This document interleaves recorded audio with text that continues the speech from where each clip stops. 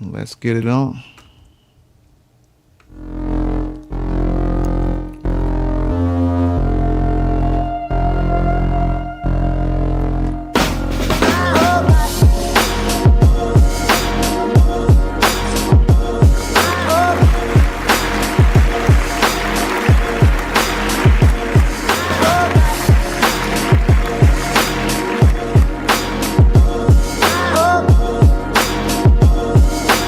Welcome to the Grind 329 podcast by Lonze. We hope you'll enjoy your stay. Follow the Grind 329 by Lonze podcast on YouTube and Instagram. Type in a beats by Lonze.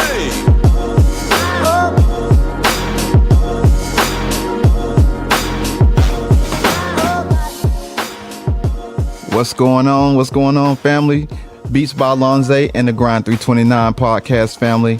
It's your host, Lonze, Beats by Lonze, DJ Zay Smooth, wherever you know me as. And I got another special guest on the podcast today. And I know every time I have a podcast, I say I have a special guest. But this guest that I have on the show today, let me give you a little background about him. Now, you know that on the podcast, I always show people on the podcast that are movers and shakers in the community, people that have done things that you may not know about, people that have personality, people that have some grind, and people that have some things in their life that you may want to reach as people that have things that they've done in their life that the pinnacles that you may want to reach as well. So today I have in the house Mr. DC Carson. So we're going to give DC a round of applause. Thank you, sir. Thank you, sir, for being here on the podcast. It's a pleasure. And any first words you want to say before we get into the podcast? Man, I just really appreciate you having me on, bro. This is, a long time coming. So looking forward to chopping up with you and your subscribers and anybody else in this music production YouTube sphere. Thank y'all for welcoming me, and let's get into some great conversation. Sounds good. So DC is not only a music producer and an artist and a songwriter and things of that nature, but I want you to tell the people kind of some of the hobbies that you do, because it's kind of unorthodox, all the things that you're talented in doing. So if you can kind of give us a list of like 5 or 6 things that you do outside of just your regular self that people wouldn't know that you do. Um, well, a lot of people, believe it or not, because of retired military like yourself, being a musician, was a pilot in the military, but also, man, I enjoy just being outside. I enjoy, man, just cooking, getting on a grill, traveling, but really main things just like being outside. I enjoy like connecting with people, talking with people. I'm big on resilience, all that kind of good stuff. Headspace, because I mean, think about it. So a man thinking, so is he. So when I like life, I like to talk to people, mentor young men and women, just on all kind of different things. So really, I won't say I'm totally a people person, but definitely a purpose person and helping people identify what their purposes are. So those are just a few things. Outstanding. And you also build guitars. Yes, I do You feel good. Now, what's your favorite guitar to make, if you had Ah, to have one? bass is easier. I mean, really, in the day you can buy like kits, like Solo Music Gear has kits you can buy, but there's all kind of different places that you just get the kit, sand it down, and then kind of I like to use True Oil, which is the kind of stuff that goes on gun stocks, but just really craft a good tar. They're not like when you get to those custom shops when everything is there, every burr is, filed down, all that good stuff. But I just like to make a good bass and have a good thump to it. Awesome. All right, so I want to get into, well, before we get into the world knowing about you and where you come from and how you do your thing, I Mhm. want to play a quick game with you. And in this particular game, it's here to kind of break the ice. However, I want you to know, and this is I don't want you to feel any kind of way about it. No one has ever won this game on this Okay. podcast. And this is the second season, and we've had about 15 episodes, and no one has won this game in any of the episodes that we had. So no. Let's see how you do. I think you're gonna fare pretty well. Okay, All let's right. do So, all right. In this game, it's going to be trivia from the 1990s and 2000s music era. All right. Okay, So the let's do first it. question is, according to Usher, before anything came between them, she was like what? A, his sister, B, his best friend, C, his soulmate, or D, his first love. So I'll read the That question again. According to Usher, before anything came between them, she was like what? His sister, his best friend, his soulmate, or his first love. I'm gonna go with best friend. I'm messing with you. I'm messing with you. You got that correct. His best friend is correct. That is correct. So you got that right. All right. Let's give him a round of applause. He got question number one correct. Sweet. All right. Question number two. We got 5 questions, by the way. Okay. All right. Number two. What does Johnny Gill want you to put on after your red dress and high heels? Sweet perfume. All right. Audience, Mr. DC Carson knows his 90s and 2000s music. All right. He's faring very, very well. Opposed to some of the other guests. No shade to the other guests who's been on the show, but he's doing pretty good. Y'all gonna have to come back on round two and beat him. All right. So question number 3. In Buy You a Drink, what is T-Pain on? A, on that Patron. B, on that Hennessy. C, MD 2020. Or D, on Grey Goose. So I'll read the question again. In Buy You a Drink, the song, what is T-Pain on? On that Patron, on that Hennessy, MD 2020, or on Grey Goose? Oh man, it's tough. I might not get this one, but I'm gonna go with Patron. I'm messing with you. I'm Damn. messing with you. You got that right. Man, DC Carson is on a roll. He is 3 for 3, y'all. This has never happened. This is an anomaly, everybody. This has never happened on the Grind 329 podcast show. Mr. DC Carson has got 3 out of 3 questions right. All right.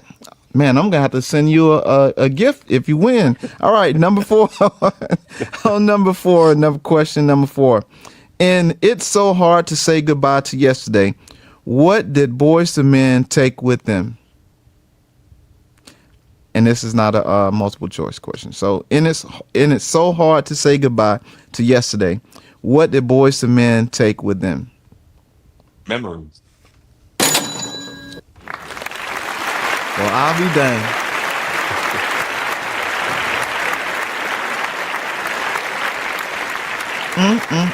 I think Mr. DC Carson may win this episode. All right, last and final question. Number 5. How long did Mary J. Blige sacrifice? 11 11 years. years. 11 years. Oh, he knew that one off the bat. So let's see. 11 years, too long, a year, or 10 years. So he says 11 years. Is that your last and final answer? Yes. Well, guys,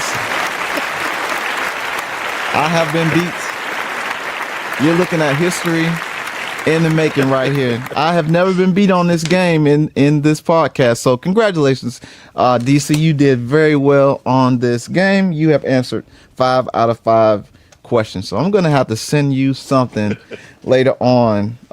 You probably have to tell me what it is that you'd like for me to send you. But I'm gonna have to send you a gift for winning the game.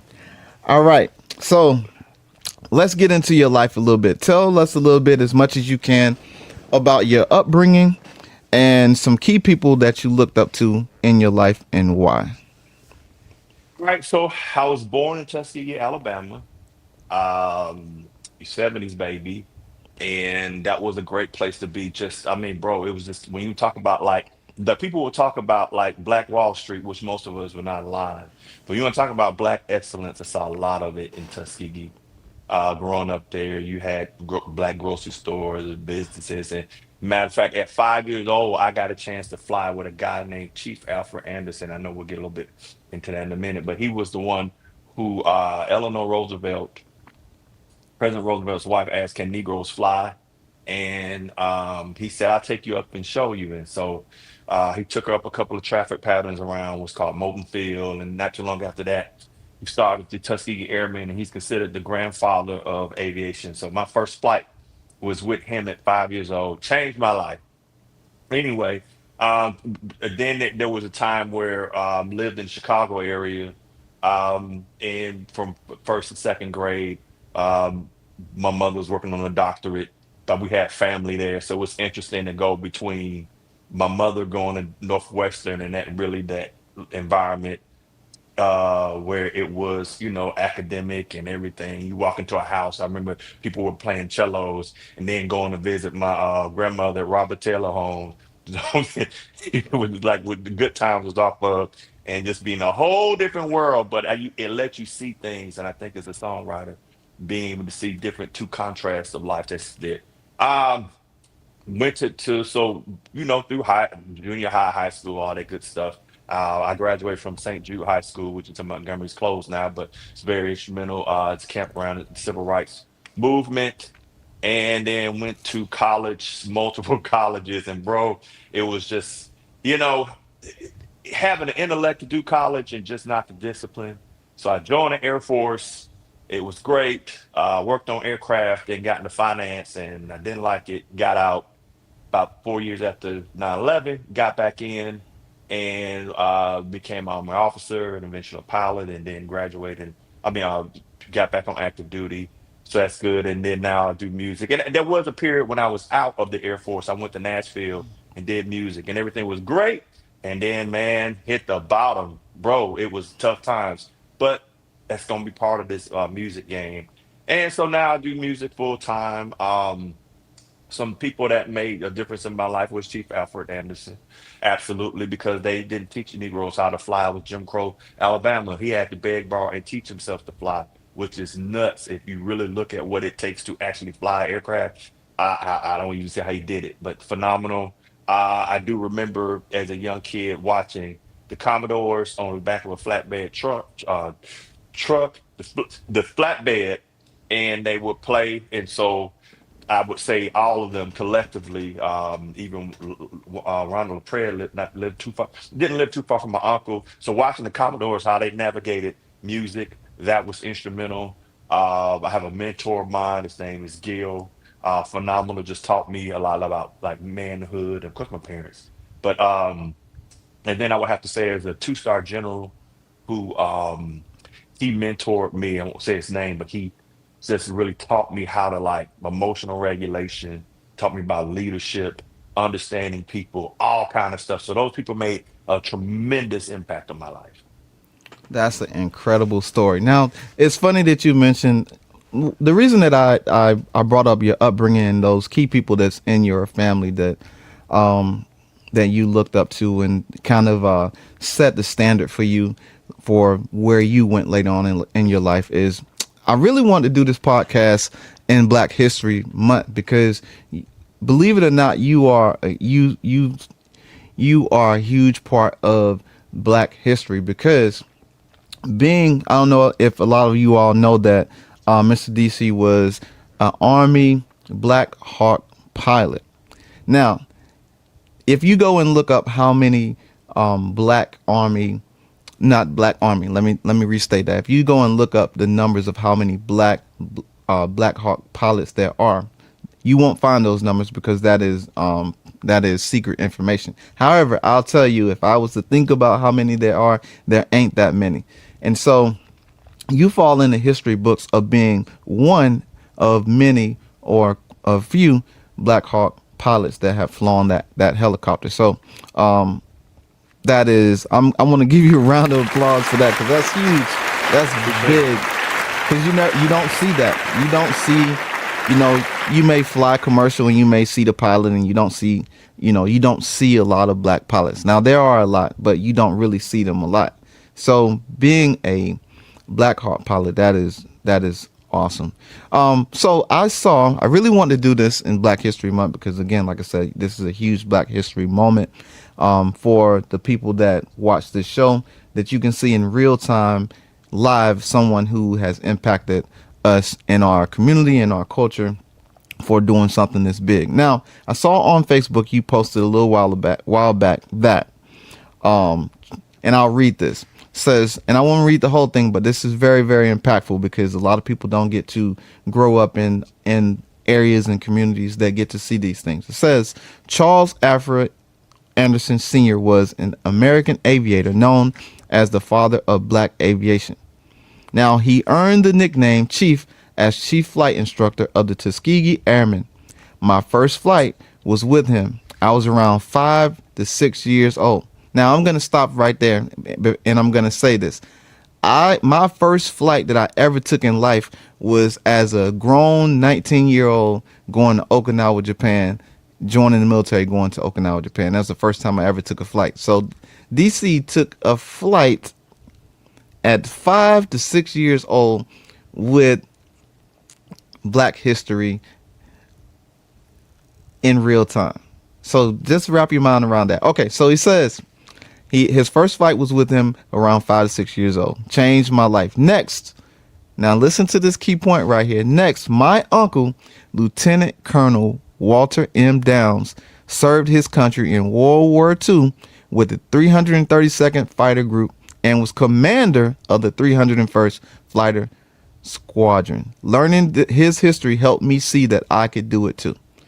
And that's where we'll leave that statement. So thank you for putting that up on Facebook, because that is huge for your family, huge for the community, and that's great to see the lineage from down when you were growing up into now, and you also extending that lineage to your kids and your family from your perspective going on and to us. So thank you for that. And tell me a little bit about how you're feeling when you posted that. A lot of things going on in the country, considering like the issues with DEI and the discussions that we're having. And I just wanted to show and highlight that, even in that or outside of that, that, that we can do so much. You can't let your color um stop you and think that you can't do stuff. Because I mean that you're looking for, yes, I'll even get into with my uncle Walter Downs. He- to be a black commander at that time was huge. He flew the P-51 Mustang. He was Tuskegee Airman, and so dude was bad. That's my grandfather's brother, and understanding that I saw them and how they operated. They could do anything. Mm-hmm. And you have to understand these folks are sharecroppers out of Mississippi and was sharp. And so that's why I look at it, is that growing up, I never say, oh, they ain't gonna. I mean, I heard people, and the same thing, I heard people that look at me, oh, they're not gonna let you fly aircraft. They're not gonna let you do stuff. You don't let folks tell you no. You know that, Lonze. It's like, Right. nah, I'm gonna get this. So being able to watch and see how they navigate it and they pave that path, I am grateful. And I also mentor people now. Somebody has a young man that wants to talk about aviation. That's a young black man. I will talk to them, give them whatever they need. That's outstanding. All right, so for the viewing audience, if you're watching this, on the screen we have a cockpit of a Black Hawk helicopter, and it shows a pilot and a co-pilot. So if you were wondering what type of helicopter that DC, one of the helicopters that DC flew and piloted, then you would be able to see it on that screen. So it's funny That's that you talked about back in the civil rights days and how hard it was for us as black people to kind of get ahead and just do the basic things that other people were afforded the opportunity to do that was easier for them to get into. I want to play a clip And in this clip, it's from 1975, and it's from General Daniel Chappie James Jr. And he made history as the first African American four-star general in the United States Armed Forces. So I want to play a small clip really fast of General James James Jr. So check it out. Year coming up, and they wanted to say we got a black. In one word, one question, this guy has wiped out all the blood and sweat and tears and preparation and effort that it took me to prepare myself, to fill the squares, to fight the wars, to go to the schools, to go to Air University, and to study deep into the night, to hone my skills as a fighter pilot, and to get out there over way north in skies much less friendly than those of United and fight my way back home in the name of the foreign policy of my country. No, they didn't give me anything. And they don't give away stars in my service. You got to earn them. Generals are made, they're not born. So he says that everything that he did, he earned it. He earned it in the middle of the night. He earned it out there flying in the skies. And no one gave him that four-star general. He earned that star as a general. Nobody gave it to him. He earned that. So I want to say for you all that is listening to this podcast that Mr. D.C. Carson, he earned that. He put in the blood, sweat, and the tears and the equity and the flight hours and all of that. And we don't want to talk about just the fact that it's the color of his skin that was in the mix that got him from A to B, but that played it played a part in his upbringing into his military career. So you got to think about that as a black man, he still was able to succeed. He was able to retire and become a veteran and give back to the community as well. So, again, I want to give a round of applause, Mr. D.C. Carson. Thank you for your service. Thank you. And I appreciate everything that you do. And I'm honored to be in your presence. Let me tell you about that. The military pilot, you know, military, it ain't just walking around smiling with a flight suit on. You might find yourself in training, with a map, and you gotta go a couple of clicks. You know how it is, bro. And it's nothing. I mean, you have to be in good physical shape. And he go to check this out. I was horrible in math, horrible. So you know what I had to do? I had to learn how to do math. I had to went from barely being able to do percentages and fractions to calculus within a year because it was and I'm sharing that because a lot of people will think they have a limitation. You can out train your limitation. Same thing with this music game. Like I remember telling you, a piano player once told me, if you can hear it, you can play it. Right. And if you can see it, you can generally do it. Now understand this. Just because you can see yourself hitting the buzzer, with hitting the last 3-point shot with point 2 seconds left on the buzzer, no, that's a whole different ball game. You have to dribble, you have to do it. It don't mean you're gonna do it in the NBA Finals, but you might be able to do it at the YMCA. So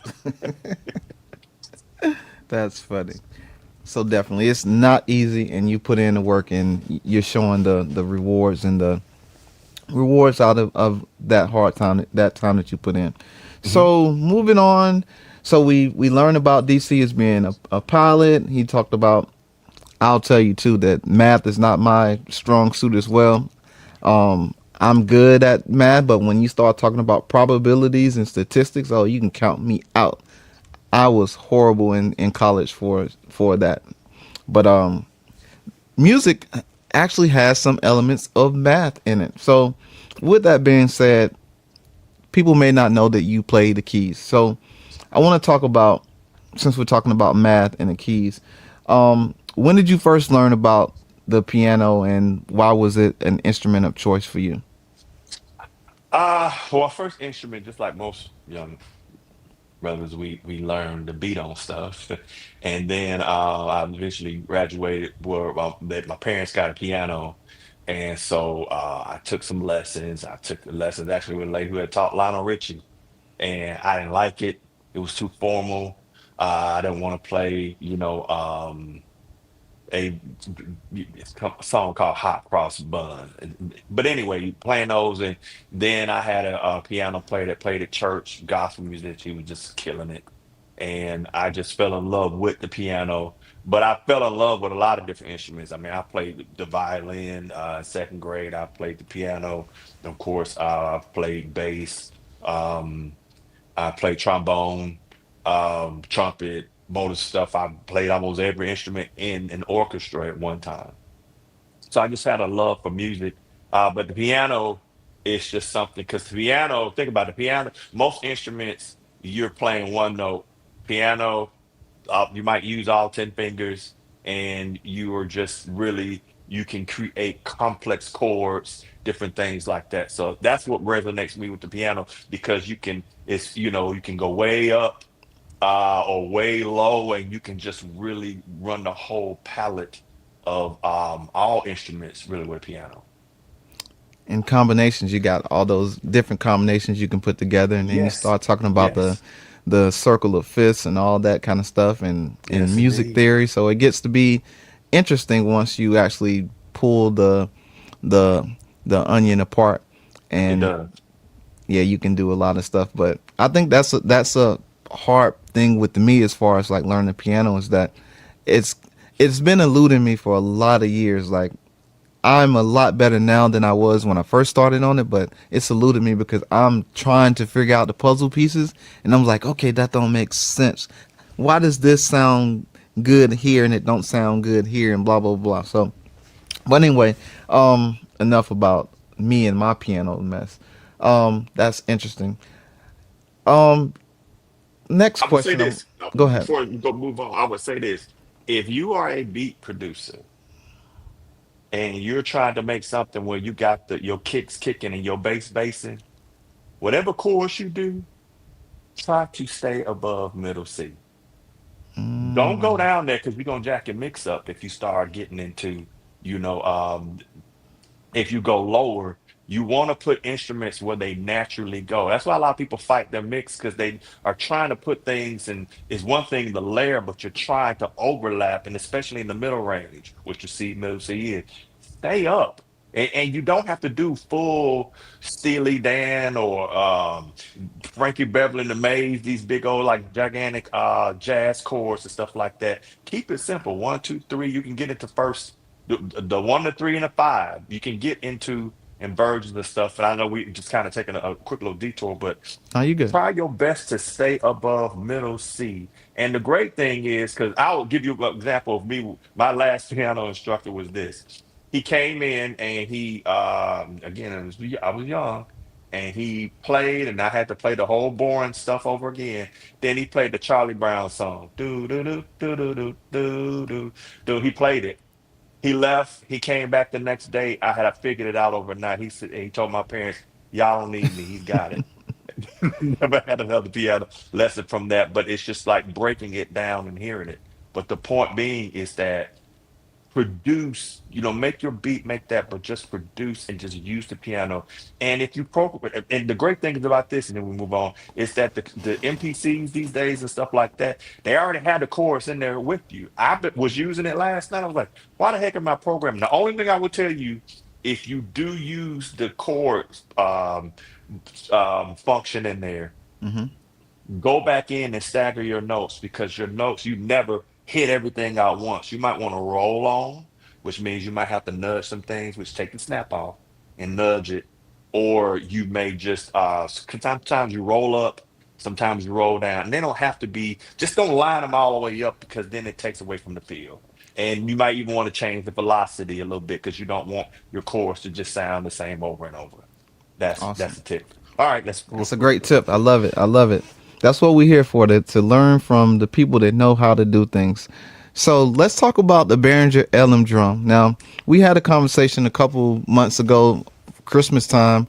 I did a video on the LM drum, and I said, man, this is a piece of equipment I think that I want to have. And so DC was able to get his LM drum first.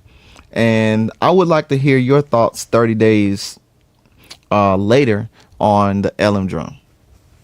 All right. So the first day I had it, I was like, cool, right? It was good. It felt good. You got the sounds from LM1. And if y'all want to know, like a lot of songs that the LM did, because the original drum machine came out was the Oberheim, and it was the DMX. Is that it? Um, and that's where you had a lot of your Curtis Blow and that kind of stuff on. Hey, I think they may have used a little Lynn. Lynn drum, Prince, when doves cry. This is what this thing did. I went in there, I took the doggone stick and turned the side stick, turned it down, had it, I was all into it. Then I didn't like it for a moment. I sampled it, I didn't. And then I was like, why do I have this thing when the sequence in my MPC is better? I can just sample the sounds, which I had the LM sound. But then I went back and really started looking at the sample abilities and the swing and the simplicity. And I started listening to some older music, um, a lot of the Janet Jackson stuff, uh, the M2 made, Juice said, Hmm. that's LM all day long. And I was like, wow, this thing has some feel to it. And I have fallen in love with this thing.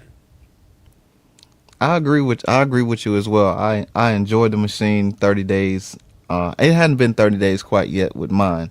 But I figured out some of the limitations that I was thinking that it would have that people wasn't showing online. Like you don't see a lot of hip hop people with the LM drum showing that you can sample and make beats on it. So that's the first thing that I wanted to see was that if it was going to hold up to the Island Instruments S2400 and sample chop like the 2400. But I think that was kind of giving it too much of a giving it too much because it's not a SP1200 and it's not a S2400. It's a LM drum. So you can if you are a hip hop producer and you sample chop, you can figure it out. Just like back in the 80s when the producers figured out to make the SP1200 into a hip hop machine. It wasn't designed to be a machine for hip hop. It was a drummer's assistant, but they learned how to chop with the limitations and make it what it is. So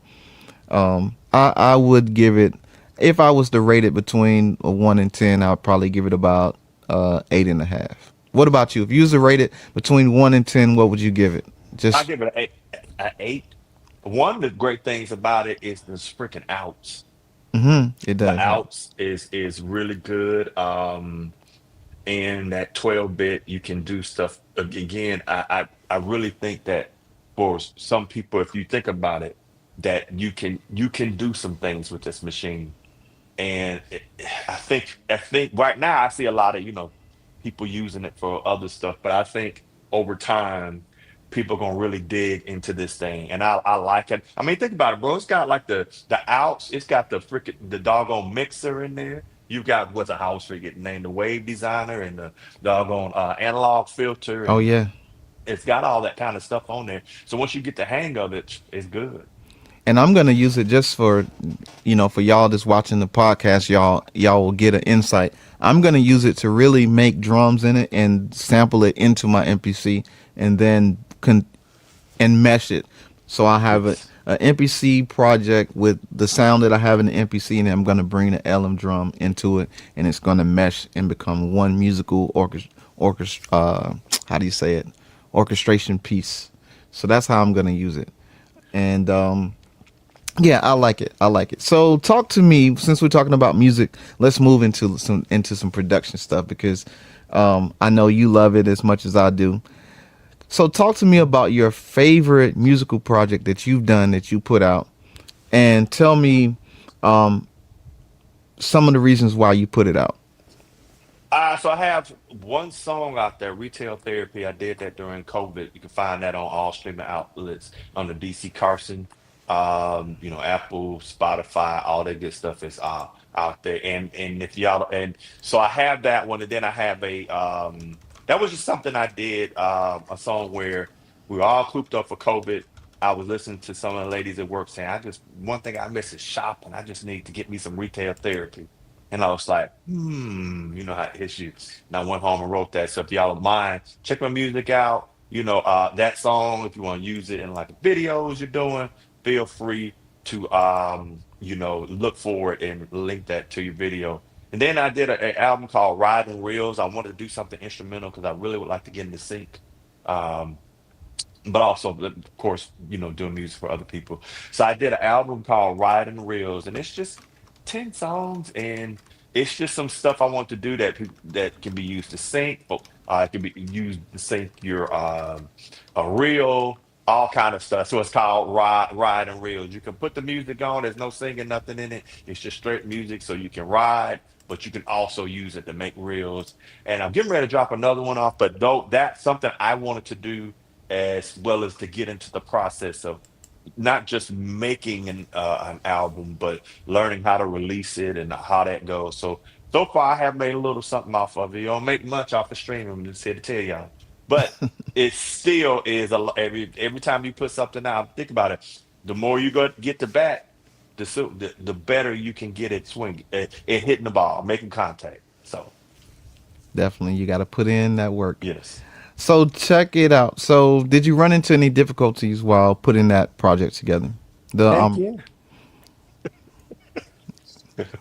So talk to us. Tell me about one issue that you ran into that you didn't foresee previously when you thought about putting it together.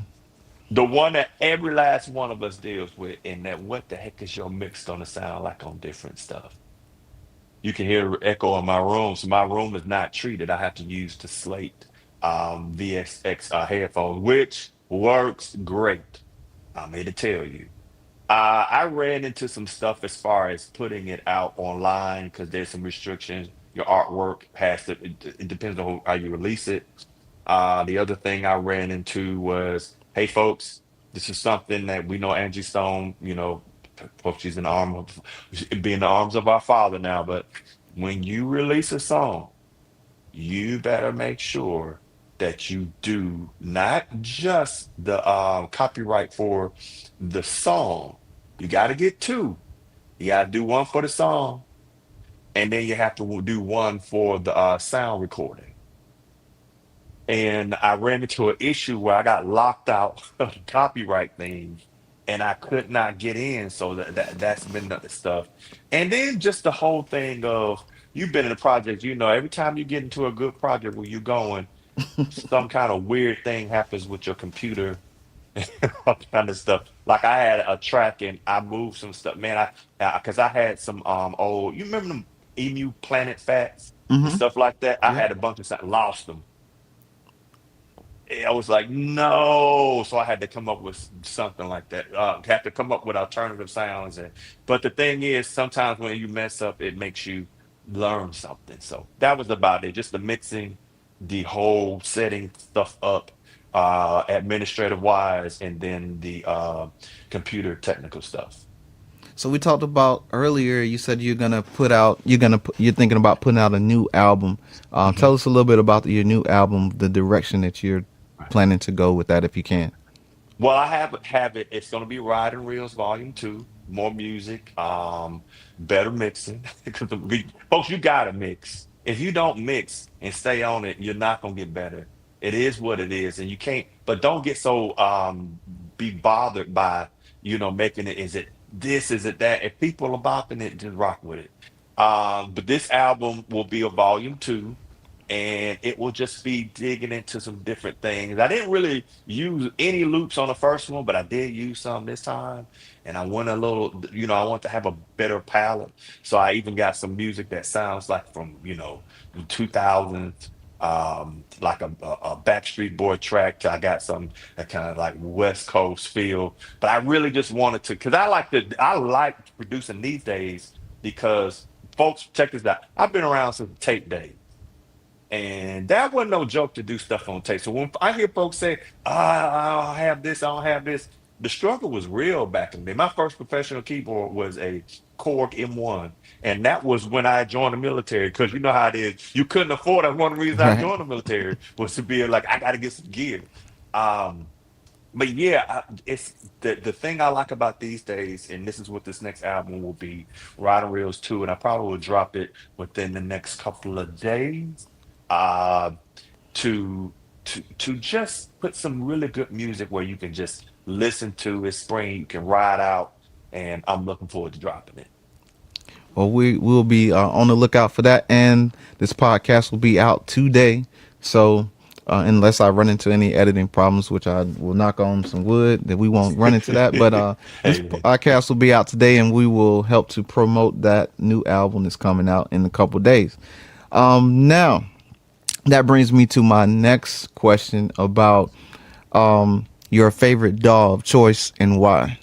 Because that Cubase. we talked about mixing, so I think that would be a appropriate question about the DAW that you use. All right, so Cubase, I've used it all. Now understand this. I've been around music a long time. Like, and so I've used Pro Tools and stuff. I remember when Pro Tools, I was in Nashville at that time doing music when it came out. And I was like in the late 90s and stuff like that. But people do, and so but I use Cubase and I use it on the old Atari, excuse me, 1040 ST. And I mean, you could sequence and stuff like that. You couldn't do music in it, but eventually Cubase wound up integrating the ability to do audio, and I love it. But I have used all the DAWs. I've used Logic even before Logic became Apple only, all that good stuff.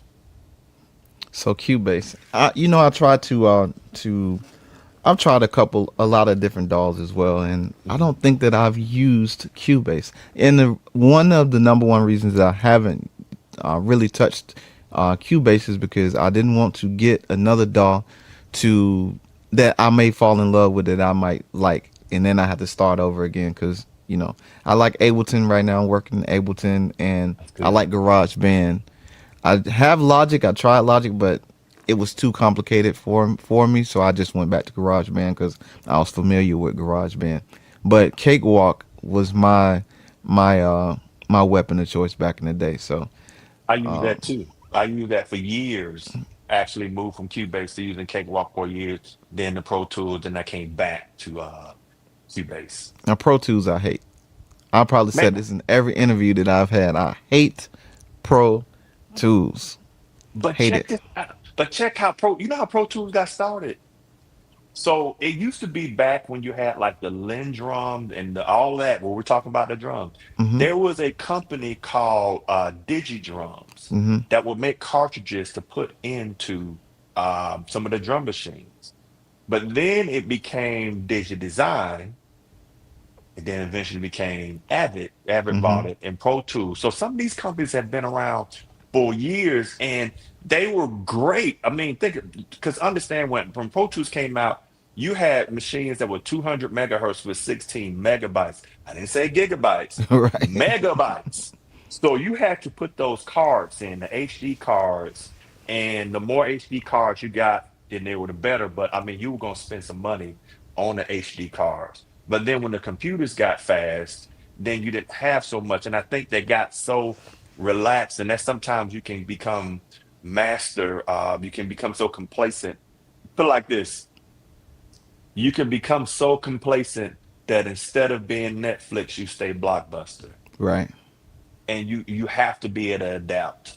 So I like Pro Tools because Pro Tools gave you the power to like stack vocals and all kind of stuff, but then they just kind of you can say, hey, we got it. We don't really have to do anything. Or I can't say that was their business model. I'm just gonna say is that the innovation. I think everybody else caught up and Right. then eclipsed them. And And when Fruity everybody Loops came out in Ableton, that was it.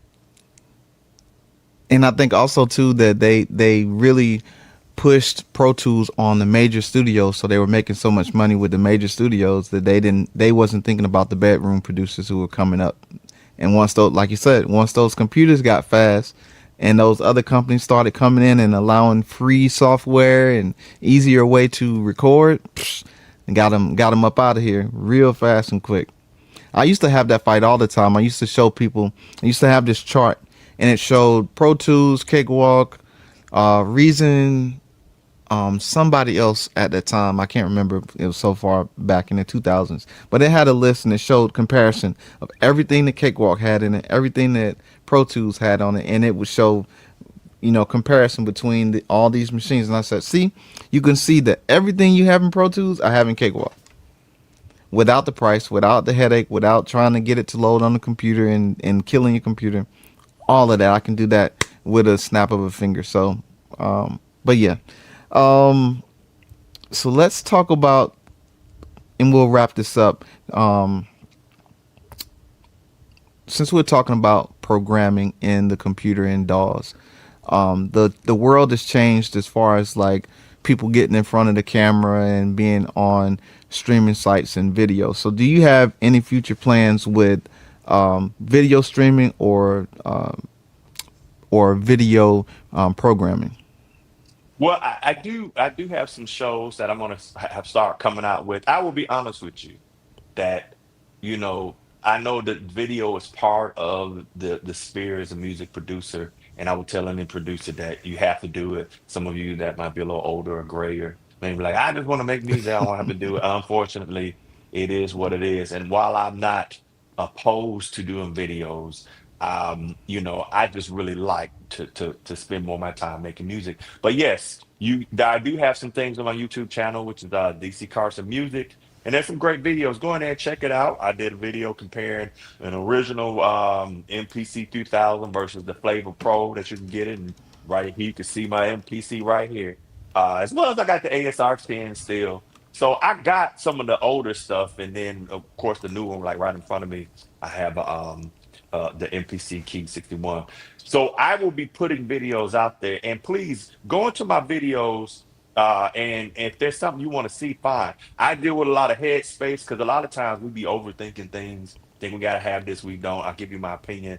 I won't necessarily. I will give you a overview of gear, but I probably won't be one of those people that are like the nuts and bolts of like, hey, I went inside my Key 61 and here's where the megabytes are, and if you unsolder this and you take this, you're not gonna get that from me. But you are gonna get honest assessment, what you can use it, audible, what I'm hearing. But I do plan so, but I've got videos out there now.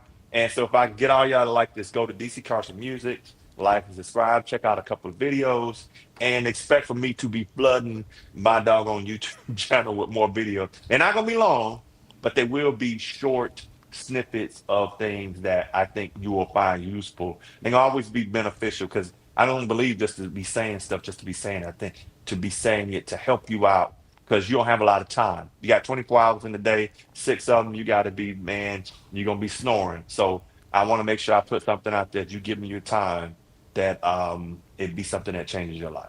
Favorite NPC and why? Come on now, bro. I'm messing with you. No, I'm messing with you. Man, It's let me tell you something. Truth be told, my favorite NPC at this point is the Live 2.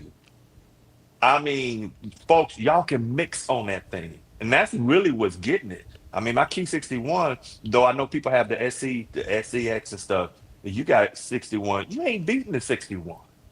I mean, the keyboard player and all of that, you're not beating it. But for portability and that speaker, I am telling you, you can mix on that thing.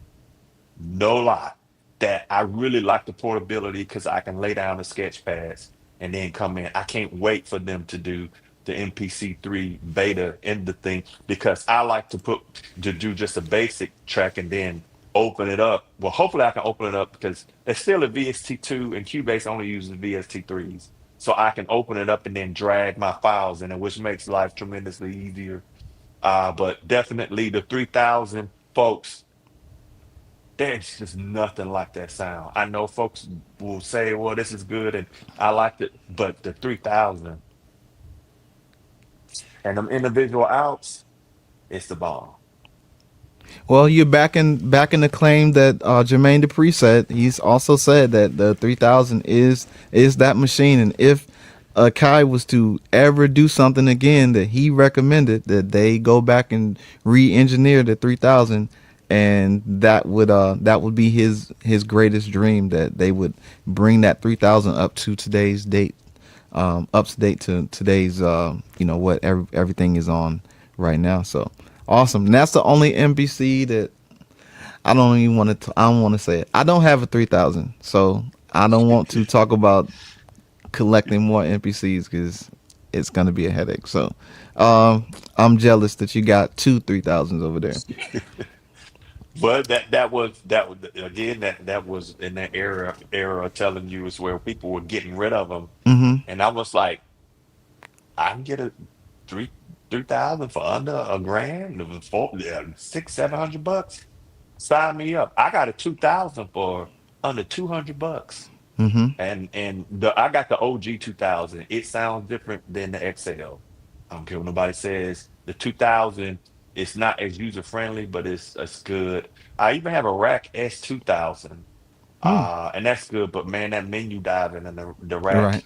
But I've got like a E60, a EMU E64. If you want to talk about like bit crunch and stuff like that, that thing right there will rock your doggone room. And that's the thing, you won't really hear it, but you and I are similar. But believe it or not, probably my second favorite drum machine, other than that live tune, is the MV8000. Mm. The MV8000 is the most underrated drum machine I've ever seen. Well, that means I need to plug mine up and get to rocking with it. I hadn't figured out the. I've made some beats in it, but I hadn't figured out the complexities of it, the how to run it. It's not like the MPC, so it kind of gives my brain a brain fart. So I've heard that though. You're not the first person that said that, and also I will say that if Roland came out with a 8,000 or a new 8,800, there'd be problems on the horizon for some of these these drum machine companies, because that would be an incredible machine if they brought it up to today's specs. Roll, I'm gonna tell you how you jump into this. Redo that 8,000 and put all of your SoundCloud into it. Ooh, oh yeah, that rolling cloud is crazy. You do that, Oh my gosh.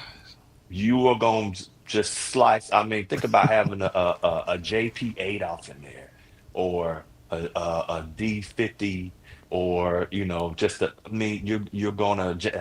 I mean, heck, I bought this one back in the '90s, the JV1080, Mm-hmm. and I still have that bad boy. And though I have it in the cloud, which I use a lot. You're not beating the hardware. But I will tell Roland, if you want to get in that game, that. But the side note, I will tell this folks, if you want an MPC 3000 sound, guess what you can get? In Lanze, you got one. You know what it is? What, 4,000? SP404. Oh, the 404. Believe Really? it or not, the kick, the resonance, Mm-hmm. SP404 it shocked me because I was doing a comparison one day. I was like, wait a minute. You telling me this SP404 Mark II has the same kind of a punch that the 3000 does? It's not the put it like this. I think people got to get out of the mindset of it's got to be the exact sound. There's a difference between an accurate sound Mm-hmm. and a usable sound. You probably are not going to get accurate sound these days, but if you got a usable sound, that's right there. It's fine because y'all also have to remember a lot of these albums, they went through SSL boards Mm-hmm. that were warmed up because you got different sounds out of that stuff. It went on the tape. You don't know what type of tape machine it was. You don't know if it was one that was magnetized or fresh tape, or if it had been recorded over, because you begin to start adding noise the more you record over it. So that's what folks got to understand, that stuff is that you can get these machines like the 3000 and stuff, but it's not just having the machine, it's having the entire chain to include the engineer. If you don't have that, you're not going to necessarily get that exact sound. I had a similar conversation the other day with another producer, and we agreed that it's about sound selection at the end of the day. If you can have all the drum machines in the world, but if you can't find the sounds that sound good and put them together, your beat's going to always end up being trash. It's So, about sound selection at the end of the day. right, well, here's the thing about it. Let me ask you, when y'all sit back and you listen to a lot of James Brown, and you listen Mm-hmm. to a lot of Motown and stuff like that, those were one take, everybody in one room, one Right. take all the way through. So it wasn't no go back and remix stuff. So guess what they had to do? They already had to have the sound before. They didn't have full equalization like they did in a lot of stuff. And the room was the reverb. So sometimes you had to have them do different things, or put a speaker where they would sing it to a speaker, and the speaker would be here, and then they record it, that to give the room the room. So what I'm saying is that's 1,000% true.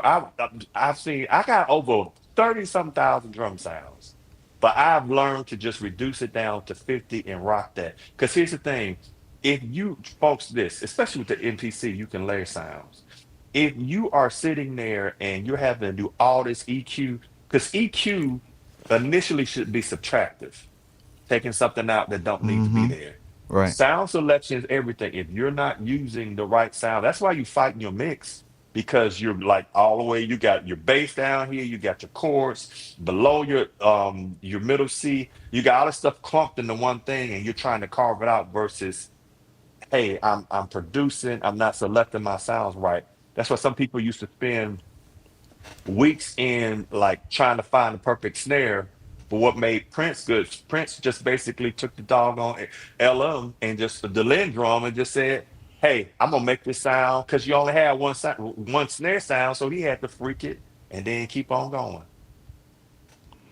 I watched a video the other day from the Tears of Fears, and they were talking about one of their hit songs, and they said that when they made it on they made some of the chords on, I guess, on the keyboard, and then they brought in the Lindrum.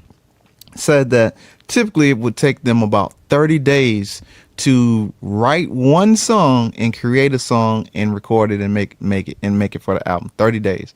And they said this particular song took them 7 days, and that was unorthodox for them, that it took them 7 days to write that particular song. I think it's everybody rules. What is it? Everybody Everybody wants rules. to rule the world. Yeah, everybody wants to rule the world, I believe it is. So it took them 7 days to create that song, and they didn't like it. They didn't like what it sounded like until the one of the guys put in the LM drums, and then they brought in the guitar that made the melody of it. But and that comes to the way that we make music nowadays. Like, I wish I would take 7 days to create a song. Like today, I can make a beat in the next 10 minutes, and if think about it, a song is 3 minutes 15 seconds typically for a rap song with three verses and three hooks, right? I could probably record the song in about 7 minutes, and I have that song out on all streaming platforms by close of business today.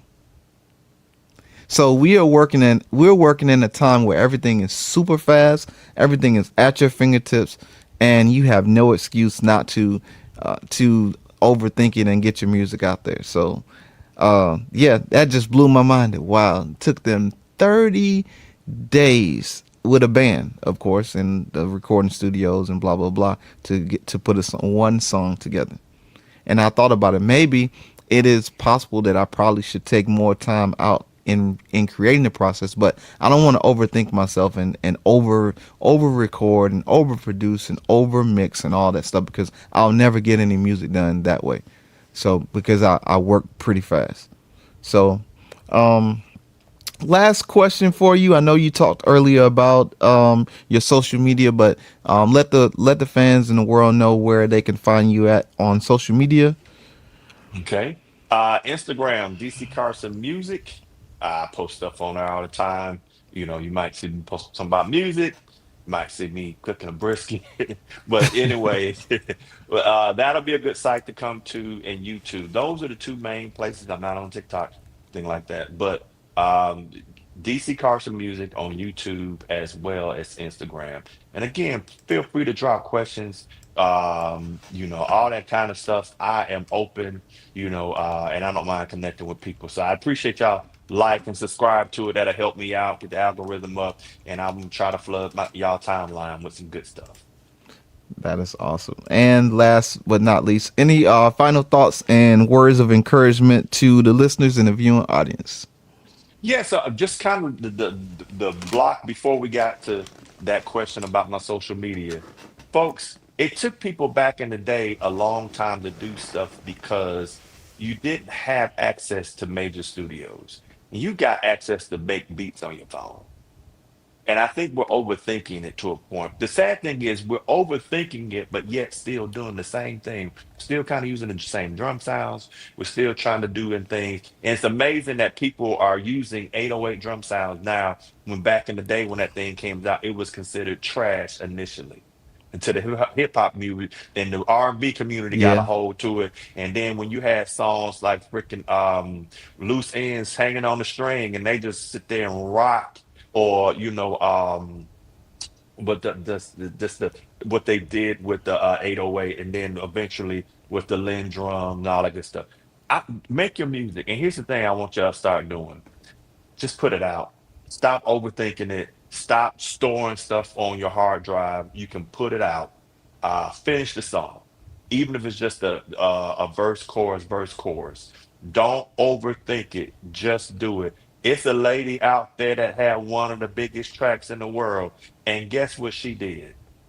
She sang because everybody know it. She got this is her lyrics. La da dee da da da da dee da da. How basic is that? Right. Or I mean, at the end of the day, but it was about the group of the song.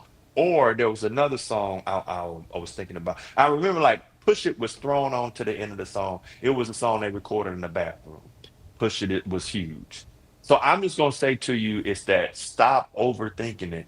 You don't know what you don't know, and you don't become good unless you're doing. So think about what you want to do.